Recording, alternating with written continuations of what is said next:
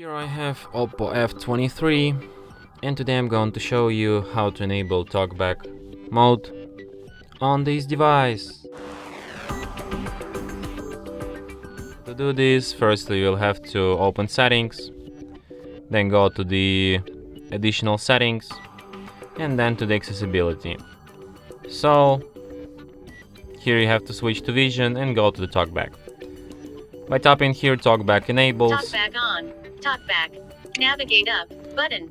Double tap to activate. So basically Talkback is a mode made primarily for people with blindness or some other vision problems, because it works the way that it speaks out loud like items on the screen, depending on where you tap. So for example, like if I tap here, Talkback on. Switch in list.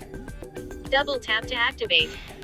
so as you could hear, in order to operate in this mode, you will firstly have to select some action and then double tap to activate it, just Turn like off this. Talkback. Stop, Stop. double tap, Talkback on. and that's how you can disable it, for example. And that's it. Thanks for watching.